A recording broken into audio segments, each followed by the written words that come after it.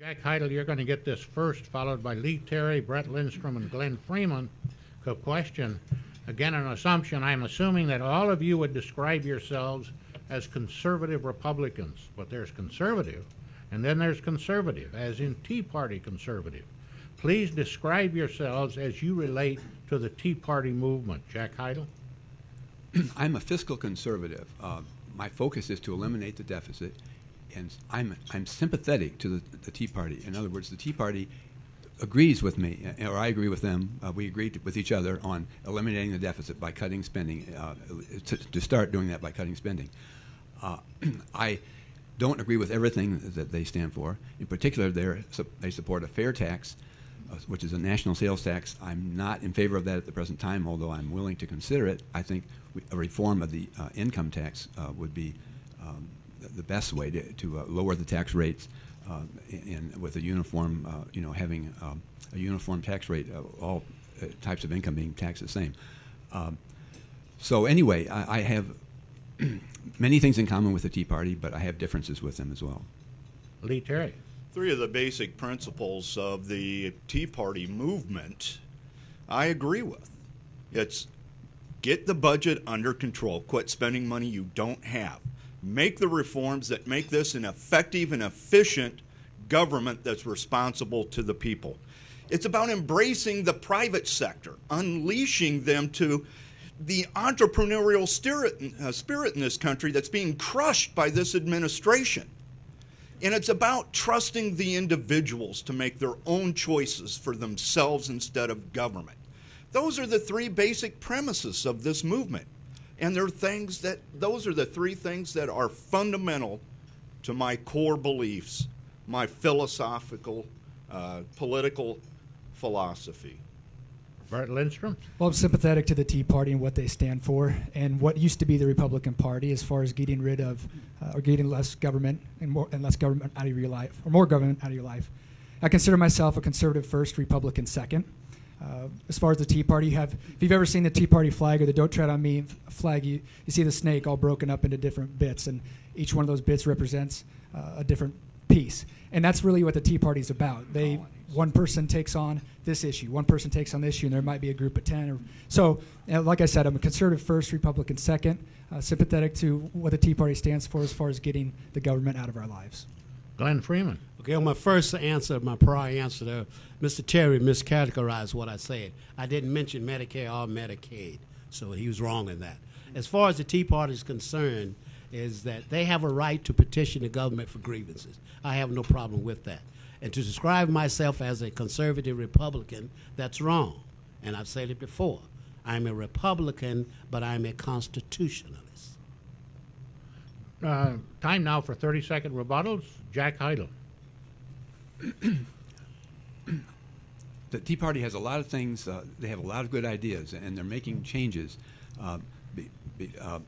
For example, there were 87 new Republicans elected to the House last time with Tea Party support, and those 87 are making a difference.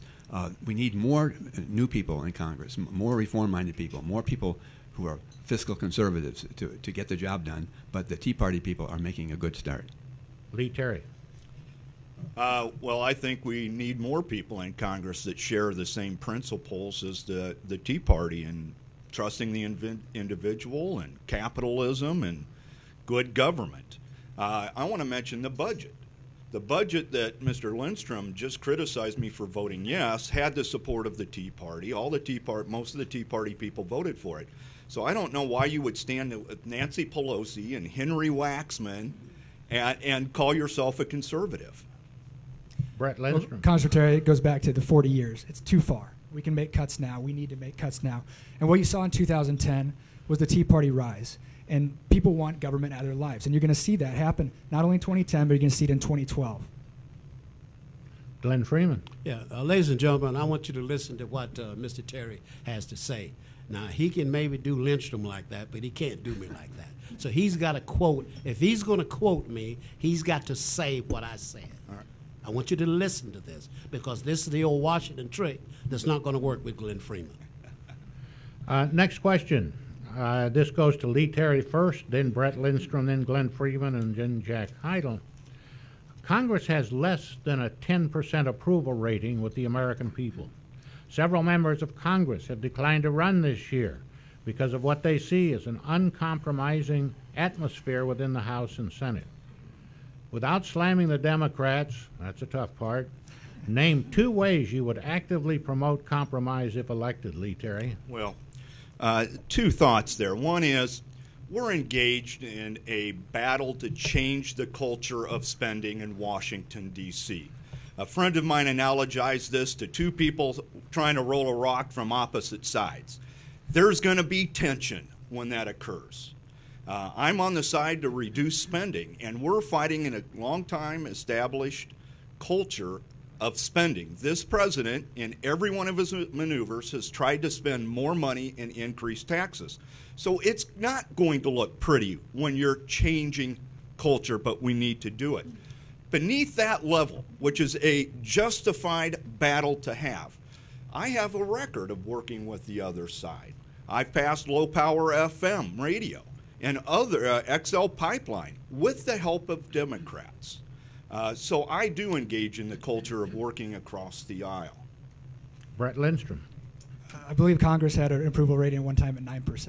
That's just a few years back. I think it's hovering around 12% now. But that being said, going back to my original statement of reforming the corporate tax code, one thing that I can agree with President Obama and the Democrats and working across the aisle is getting rid of the corporate deductions and closing the corporate loopholes that are involved. GE, such as GE, doesn't pay very much tax.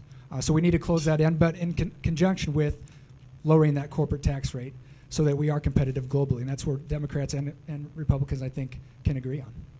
Glenn Freeman. Ladies and gentlemen, I want to commend you for being here today, because if I was in your shoes, I'm not sure I'd be here. The incumbent told you that if he got elected, he would only serve 3 terms. Now he's running for his 8th term. So you say why we have a 10% rating? We have a 10% rating in Congress because we are liars. We have no integrity. We have no honor. So I'm surprised. I go door to door, and people tell me, why should I vote? It makes no difference. And you are right. It makes no difference. We get elected, we go to Washington, and we ignore you. We think you are smart enough to elect us and dumb enough to re-elect us. Jack Heidel. Mr. Terry, on his website, claims that he has voted over 150 times to reduce the deficit, and he repeated that today. I would like to point out 2 ways recently when he had made recent votes to increase the deficit. One of them is for the payroll tax holiday, the 2% payroll tax holiday, which got a 2-month extension in December and then extended for a full year in March. Mr. Terry voted in favor of the 2-month extension. He did vote against the full year extension. However, the 2-month extension set the stage, and once that 2-month extension of the payroll tax holiday was passed, then the die was cast, and it was inevitable that the full year extension would be approved. That's a $120 billion deficit, addition to the deficit. So that's huge.